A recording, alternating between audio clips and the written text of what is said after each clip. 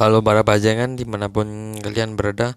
Kali ini saya akan membahas film Stephen Chow yang berjudul Hail the Judge. Film ini rilis pada tahun 1994. Stephen Chow kali ini akan berperan menjadi seorang hakim yang korup yang akan bertobat. Yang akhirnya maksudnya. Langsung saja tanpa perlu pikir panjang dan melihat sekitar, simak videonya. Diawali dengan seorang pengacara yang sedang memukul beduk di sebuah pengadilan, yang mana dia bernama Fong Token. Fong Token adalah seorang pengacara paling terkenal di kanton. Dia juga pintar dalam mengubah dan mengulang-alik fakta. Yang Wei pun kaget, lalu segera mencari Hakim Pau. Hakim Pau ternyata sedang di rumah orang tuanya bermain catur. Di sana, Hakim Pau dinasihati agar menjadi pejabat yang baik dan jujur. Dikarenakan dulu ayahnya seorang pejabat yang terkenal sangat korup dan kehilangan 12 anaknya. Dikarenakan itu, ayahnya menyumbangkan seluruh uangnya untuk amal dan pensiun. Lalu tersisalah satu anak itu. Yahweh datang dan memberitahukan tentang hal tersebut. Dan ia pun langsung berangkat ke pengadilan. Di sana, Fong Tongken mampu membolak-balikan fakta. Ia mengatakan bahwa kliennya Tuan Lin diperkosa oleh istrinya sang tertuduh. Suaminya pun menjelaskan bahwa dulu ayahnya menolong ayah Tuan Lin, lalu menyewakan rumahnya ke ayah sang tertuduh. Setelah diberikan akta penyewaan yang mana telah dimanipulasi oleh Fong Tongken, lalu Fong Tongken juga memberi suap ke Hakim Pau. Hakim Pau yang memang sejak awal menjabat selalu korup, memutuskan untuk menerima uang tersebut, lalu menuduh sang tertuduh bersalah. Setelah berita korupnya Pau terdengar oleh warga, Pau diintimidasi banyak orang. Lalu Pau menyuruh Yufa mengeceknya. Tak disangka, ratusan sayuran melayang ke tubuhnya. Pau mau mencoba keluar lewat pintu belakang, dan ia hampir saja jatuh di sana.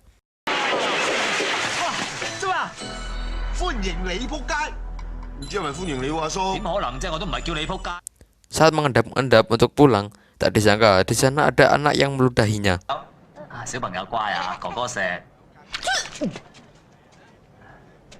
Scene berbeda memperlihatkan mempelai wanita yang akan menikah dengan seorang penyakitan. Pau yang menyamar dan mencoba menyelinap ke sana untuk makanan gratis bertemu seseorang.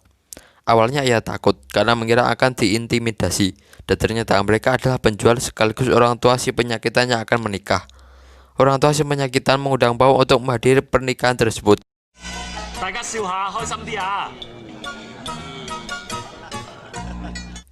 Di dalam, Pau juga mengikuti sesi foto keluarga mereka.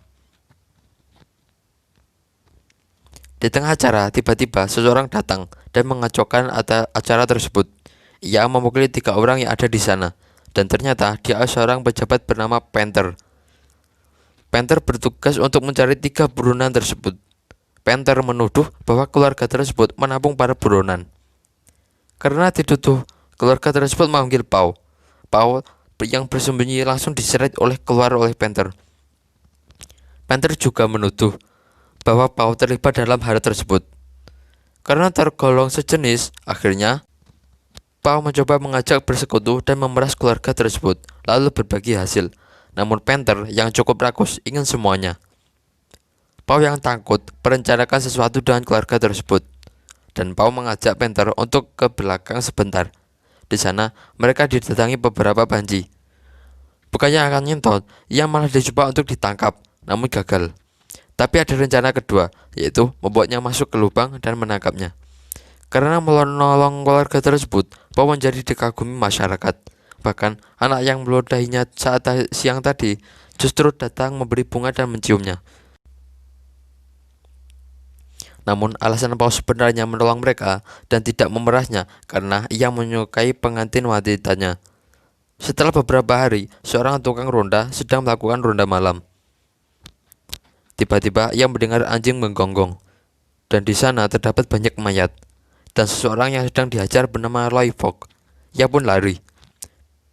Di tengah jalan, rombongan Hakim Pau lewat, dan ia bertemu Loi Fok yang sedang dikejar oleh seseorang. Pau pun menyuruh untuk menangkapnya. Lalu Loi Fok memberitahu bahwa 13 keluarga si penyakitan semuanya tewas. Pau dan lainnya pergi ke sana. Mereka melihat banyak yang tewas dan sang istri penyakitan yang ketakutan bernama Nyonya Ji. Saat awal sidang, cekcok terjadi karena akan dihukum Hakim Pao. Shang Wei mengatakan bahwa dia adalah anaknya Komandan Angkatan Laut bernama Shang Quan. Dan setelah mengetahui hal itu, Pao ketakutan. Namun, setelah melihat wajahnya Ji, Pao akhirnya memutuskan untuk menjadi jujur, adil, dan baik dalam hal ini. Ji pun menjelaskan bahwa Shang Wei adalah sesepupu ibu mertuanya. Dan saat Nyonya Ji pergi sembahyang, tiba-tiba dia dibekap oleh Shang Wei. Dan saat terbangun, Nyonya Ji sudah diperkosa oleh Shang Wei. Dan setelah itu, sepupunya datang dan memarahi Shang Wei. Namun, Shang Wei membekapnya dan tidak sengaja membunuhnya. Lalu mertuanya mengancam akan melapor ke pengadilan, dan ia pun juga dibunuh. Nyonya Ji pun yang mencoba memisah, malah kepalanya terbentur dan pingsan. Lalu satu persatu ditanya, mulai dari petugas ronda dan Loi Fok. Lalu Pao menyuruh pengawalnya untuk membicarakannya, dan lalu nantinya akan dipenggal. Saat kembali ke rumah, ia terkejut melihat uang-uang yang ditata oleh Fong Tongken. Fong Tongken menjelaskan bahwa Shang Wei anak dari Shang Quan. Namun, Shang Quan mempunyai sahabat Kasim Li. Kasim Li, ia seorang Kasim paling berkuasa saat itu. Uang itu dikirim hanya agar Shang Quan diberi sedikit waktu untuk bertemu Shang Wei. Bukan penyuapan agar Hakim Pao membantu Shang Wei. Karena Fong Tongken tahu Hakim Pao tidak mau disuap karena menyukai Nyonya Ji. Setelah itu, Hakim Pao menerima dan membiarkan Shang Quan bertemu anaknya. Di dalam, ternyata mereka merencanakan konspirasi yang cukup keji. Setelah Shang Wei menceritakan semua kisah yang dialaminya secara jujur, akhirnya Fong Tongken yang cukup pintar punya ide, yaitu mengubah yang tertuduh menjadi penuntut, yaitu dengan cara memanipulasi kematian mayat. Para mayat ditata seperti sedang makan, lalu mereka diberi racun, dan juga menyuap para saksi dan mengancam korban yang masih hidup. Saat bangun, ternyata pengadilan dimulai, dan ternyata bos dari Hakim Pao yang sebelumnya sakit sudah sembuh dan menjadi hakim di sana. Bos tersebut bernama Chan Pak Chong Heng. Sidang dimulai. Hakim Chan kemudian menanyai ahli forensik, dan ahli forensik mengatakan bahwa ke-13 keluarga Ji penyakitan semuanya tewas akibat diracun. Tak sampai di situ, si tukang ronda saat ditanya malah merubah pernyataan yang sebelumnya ditanya oleh Hakim Pao.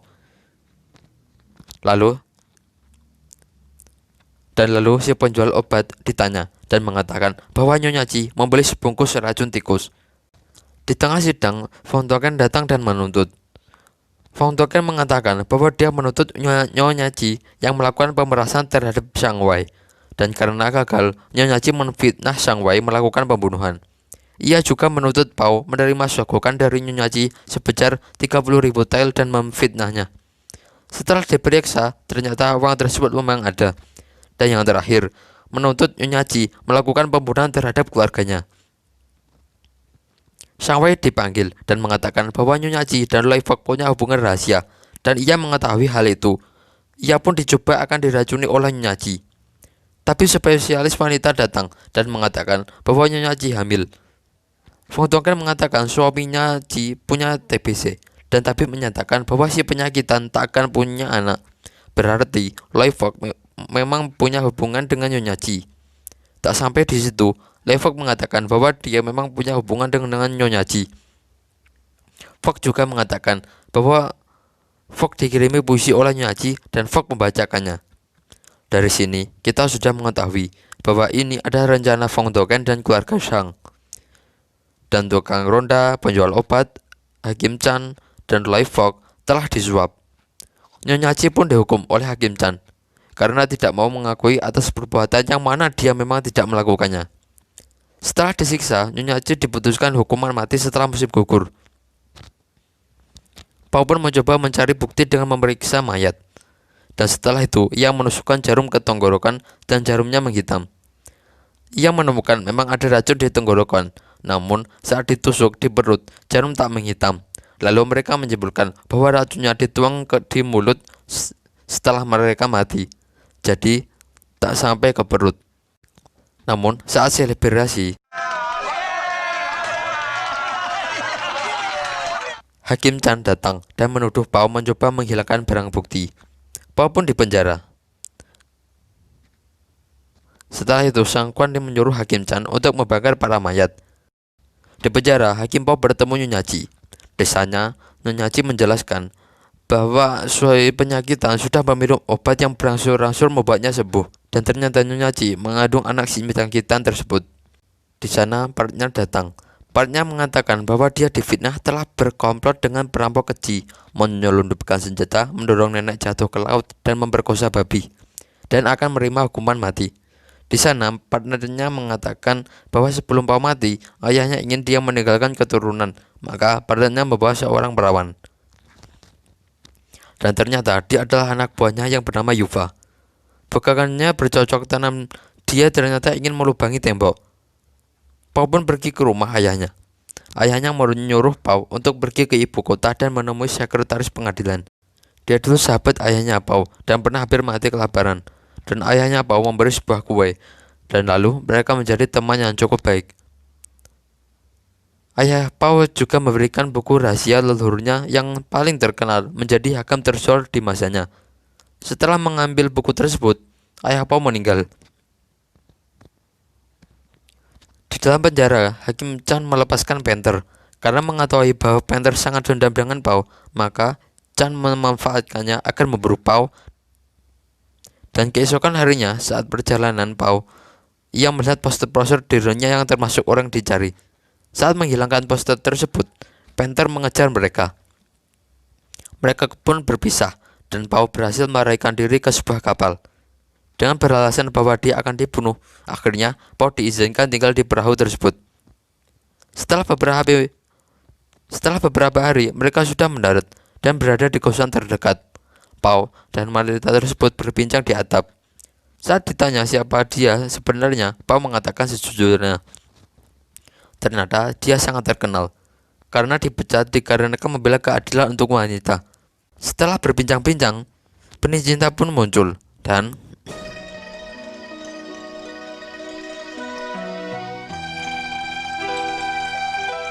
keesokan harinya saat akan pergi, Pao berbincang dengan wanita tersebut dan menyuruhnya untuk datang ke rumahnya di kanton. Saat di rumah sekretaris pengadilan, Pao menjelaskan kedatangannya agar dia mau membantu Pao untuk menuntut seseorang di depan kaisar. Tanggapan sekretaris pengadilan sangat membuat Pao senang. Dan lalu Sang Kuan datang dan mengatakan akan membantunya. Pao yang belum tahu wajah Sang Kuan langsung mengatakan akan menuntut Sang Wei, anak Sang Kuan. Setelah itu, baru Pao bertanya siapa orang tersebut, dan ternyata ia Sang Kuan. Dan sekretaris pengadilan tersebut berwajah ganda, dan mereka pun diusir dari tempat tersebut. Beberapa hari kemudian, partnernya kelaparan dan ia memutuskan untuk mengemis. Namun Pao tetap pada prinsipnya untuk terus berusaha. Pao pun datang ke rumah bordir. Germo di sana mengira bahwa Pao adalah orang kaya dan memberi ruang VIP untuk Pao. Pao makan sepuasnya. Pao terlihat tak menginginkan cocok tanam. Namun, Sang Germo berpikir bahwa dia hanya tak tertarik dengan wanita biasa. Sang Germo pun mengeluarkan wanita tercantik di sana. Saat melihat wanita tersebut, Pao jatuh hati. Lalu wanita bernama Yuyin tersebut mengatakan untuk menebak satu sama lain sambil tutup mata. Pao mengiyakannya saja. Namun saat menebak, ternyata Yuyin memeriksa tasnya, dan setelah mengetahui bahwa Pao tak punya uang, ia memanggil para pengawal di sana.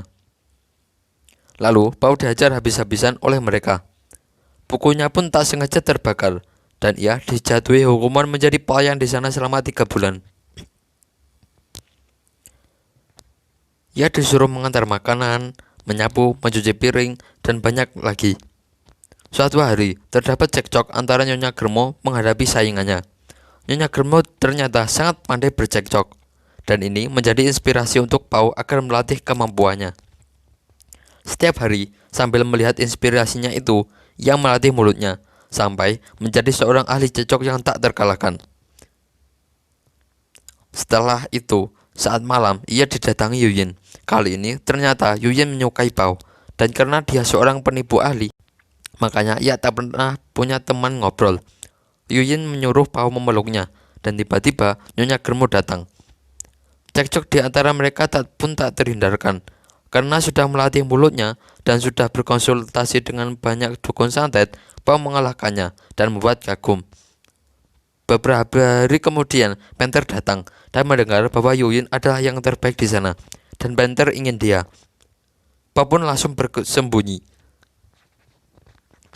Saat akan memperkosanya, Nyonya Germo datang dan mengatakan bahwa Adipati bersama seorang pemuda pucat datang menginginkan Yuyun juga.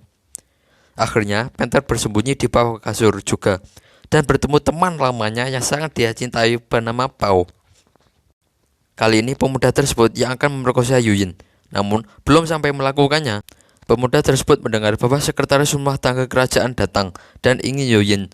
Pemuda tersebut ketakutan dan juga bersembunyi di bawah kasur. Akhirnya, sekretaris tersebut datang dan akan memperkosanya juga.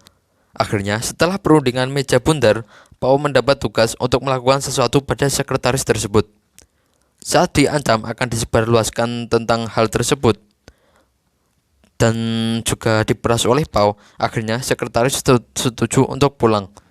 Pao tiba-tiba berlutut di hadapan pemuda tersebut dan mengatakan ia mengetahui bahwa dia kaisar karena menemukan celana dalam kerajaannya.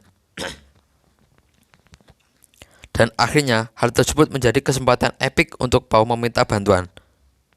Keesokan harinya, kaisar memanggil sekretaris pengadilan dan Sang Quan datang. Mereka membicarakan tentang kasus Pao serta Sang Wei. Lalu Pao menghadap kaisar dan menceritakan kasusnya. Akhirnya Pao ditunjuk oleh kaisar sebagai hakim utama dan Panther ditugaskan untuk menjaga Pao. Di tempat eksekusi, Nyonya Ji akan dieksekusi. Tiba-tiba Panther datang dan mengatakan bahwa perintah kaisar untuk menghentikan eksekusi dan akan ditinjau kasus kembali. Di pengadilan, semua pihak akhirnya dikumpulkan, mulai dari hakim utama Pao, Sang Quan, dan anaknya, serta pengacara Fong Tongken. Saat dimulai, Fong Tongken yang berbicara langsung diblok oleh Pao. Ia mengetahui orang-orang di sana dengan beralasan bahwa hakim utama adalah Pao. Pao belum menyuruh untuk berbicara, namun Fong Tongken sudah berbicara. Fong Tongken pun akhirnya dicekcoki oleh Pao. Namun setelah bermain-main, sontak Fong malah mengatakan, "Apakah kau mau memukulku?" Hal itu malah menjadi kesempatan epik Pao memukuli Fong. Setelah itu, Pao memanggil Sang Wei dan Nyonya Ji, lalu ahli forensik dan penjual obat-obatan. Setelah itu, Pao mendemonstrasikan ketika minuman teh dicampur obat yang menjadi bukti keracunannya keluarga si penyakitan. Dan saat gula dan racun dicampur, hasilnya buih besar dan bau menyengat yang ada. Hal ini menjadi tidak mungkin keluarga sebanyak tersebut meminumnya. Ditambah, Pao menunjukkan buku laporan milik si penjual. Di sana, ia hanya mempunyai setengah racun tikus. Namun saat kemarin di persidangan, penjual mengatakan bahwa dia menjual ke Nyonya Ji 1 bungkus. Setelah itu, Panther menunjukkan tengkorak mayat beberapa keluarga si penyakitan. Dan di sana terlihat yang hitam hanya tenggorokannya. Dengan kata lain, racun dituang ke mulut dan akhirnya tak sampai ke perut mereka karena mereka sudah mati. Dan semua mayat tersebut mengalami patah tulang serius. Dan diduga pelakunya adalah seorang ahli kungfu. Saat ditanya ke Sang Wei, Fong Tongken pun datang dan mengatakan bahwa Sang Wei tak bisa kungfu sama sekali. Tiba-tiba Kasim Li datang dan sedikit melakukan gertakan. Lalu persidangan berlanjut. Fong Tongken mengatakan bahwa kemungkinan Nyonya Ji menyewa ahli kungfu untuk membunuh keluarganya. Dan saat akan dihukum, Pao langsung menghentikannya. Kasim Li pun menyindir Pao dan akhirnya cekcok di antara mereka dimulai. Walau sebenarnya Kasim Li tidak menginginkannya, namun Pao memancing dan cekcok tak terelakkan. Mengetahui hal itu, Panther mengajak ahli forensik mengintimidasi yang lainnya. Di sana, ahli forensik didandani dan diseret agar terlihat baru dipukuli karena membuat kesaksian palsu. Dan itu pun membuat mereka takut. Kembali ke persidangan, Kasim Li pun kalah dalam percekcokan. Setelah itu, setelah berhasil mengulur waktu, yang lainnya pun dipanggil. Namun, Sang Quan menegaskan untuk menghukumnya. Saat akan dihukum, tiba-tiba Nyonya Ji akan melahirkan. Dan setelah dicek memang benar, dia akan melahirkan. Lalu, Nyonya Ji pun dibawa ke belakang untuk melahirkan sebentar. Setelah itu, si tukang ronda ditanya, dan ia menjawab dengan jujur. Dan ia juga mengatakan bahwa telah disuap oleh Fong Tongken. Loi Fok disuruh membaca puisi, dan ternyata itu kertas lain. Ternyata Loi Fok tidak bisa membaca, dan ini menegaskan bahwa ia hanya menghafal puisi untuk kesaksian palsunya. Pao pun memberi hukuman mati, namun setelah itu ia jujur. Ia juga mengatakan Fong Tongken menyuapnya 5.000 tael. Lalu ia melepas celana. Ternyata Loi Fok telah dikebiri sejak kecil, dan ini membuktikan bahwa dia tidak berhubungan dengan Nyonya Ji.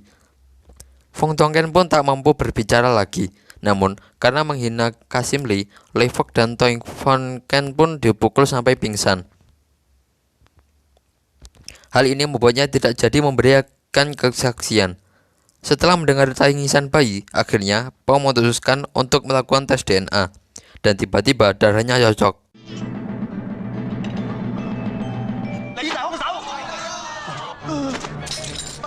Saat Pao memberikan pertanyaan bahwa jika bukan anaknya, lalu kenapa darahnya cocok?